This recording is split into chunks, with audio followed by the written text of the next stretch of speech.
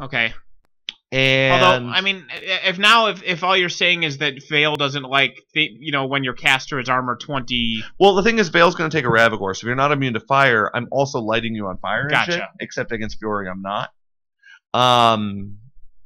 And what else does Vale not have an advantage against? So then, in that mind, what about? So then, you must also say that you don't like seeing Gorton or Karchev because they are functionally immune to fire. I don't care about Karchev. Gorton is actually one of those interesting matchups where if against a good Gorton player, which you are one of the good Gorton players, against the good Gorton player, Vale's probably only 50-50, which is disappointing for Vale. Yeah. Against most Gorton players, which, no offense, most Gorton players are kind of hobbyists, she's still fine. Well, because, yeah, if yes. Because you're playing Mercs. But against you, yes, she's not 60-40, which is sad. That might be the 3. Because I'm armor 24 the whole game. Who am I forgetting? Oh, I apologize. Oh, and I have cover. Kalissa. I'm armor 24 with cover the entire game. Sure. Yeah. Sure. Kalissa is the other problem. Okay. Because of the no charging and the... No charging and the Banishing Ward and the Eat a Dick. Really, anybody that has Banishing Ward's a problem. That's... Like, you have Purification, and so you can strip it that one turn, but meh. So, yeah.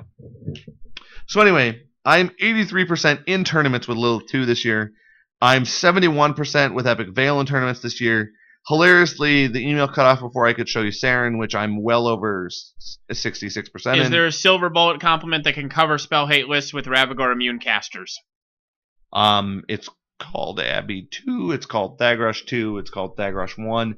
I really like melee. It's called Saren. Yeah, melee beaters. So I like Epic Vale Saren, I like Epic Vale Thagrosh 1, and I like Epic Vale Lilith.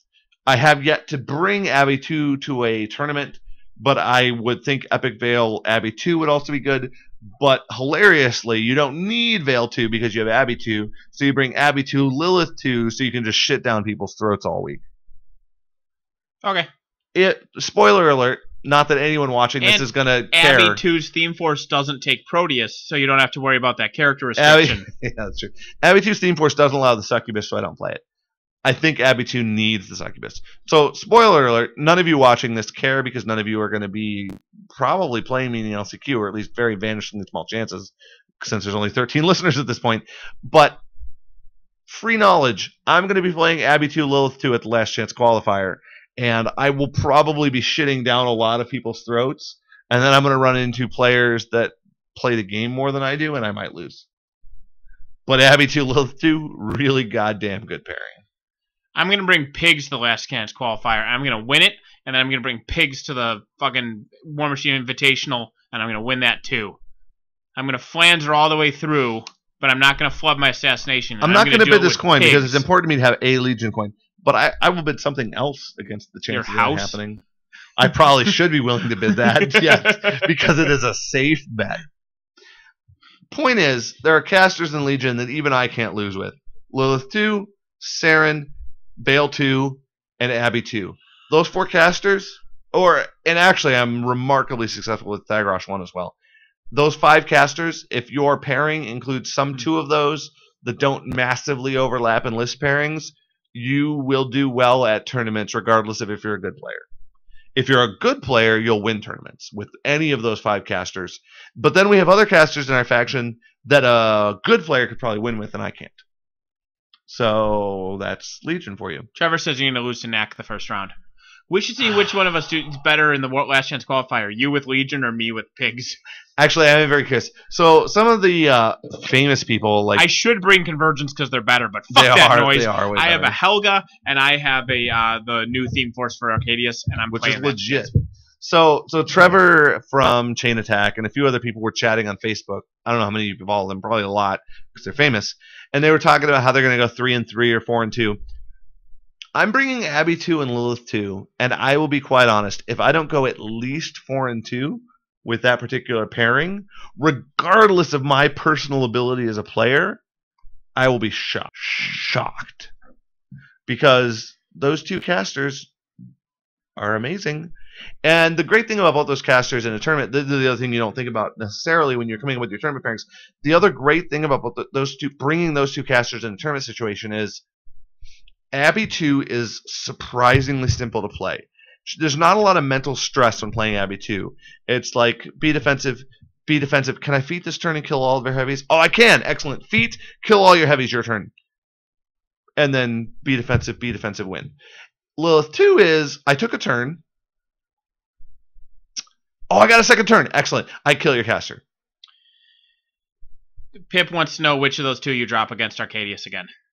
If I were to play it again, and if I knew you were dropping Arcadius, I would still probably drop Abby 2. It's not that Lilith 2 has a bad matchup against Arcadia. I think she actually has a legitimately good chance, but there are several scenarios where I'm not excited about playing Lilith 2 versus Arcadius. Whereas Abby 2 is just like, oh, there's a scenario. That's adorable. I accidentally won on scenario. That's cool. I'm okay with that. So I would happily play the Abby 2 Arcadius matchup against Nate again. We both talked about it. I think he thinks it's 55-45 his advantage. I think it's 55-45 my advantage. So we're both okay with the matchup.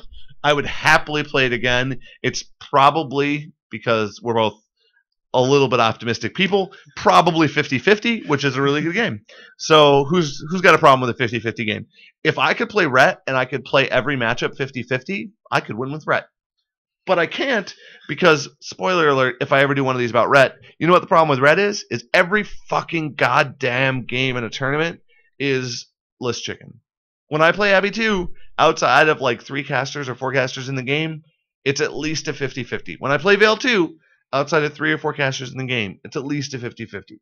When I play Pythagoras, outside of 3 or 4 casters in the game, it's at least a 50-50. Right. When I play Saren, outside of 3 or 4... Wait, let me predict. It's at least a 50-50. Your point's been made. My point is, that's why I'm better with Legion. Yeah. Because I'm bad at list chicken, and Rhett's all about list chicken. Yeah. If I were good at list chicken, I'd be good at Rhett. The people I know that are good at Rhett are really, really good at list chicken, and they win a lot of games. So, anyway, thanks for listening. I don't know how to shut this off. Andy! So, Andy's going to shut us off. Thanks for listening. It is now 2 a.m., so this was... oh my God, 8 hours and 15 minutes of listening to Jeremy. Thankfully, Nathan saved me from insanity, and you. Oh, beard touch. Oh, sexy. Creepy.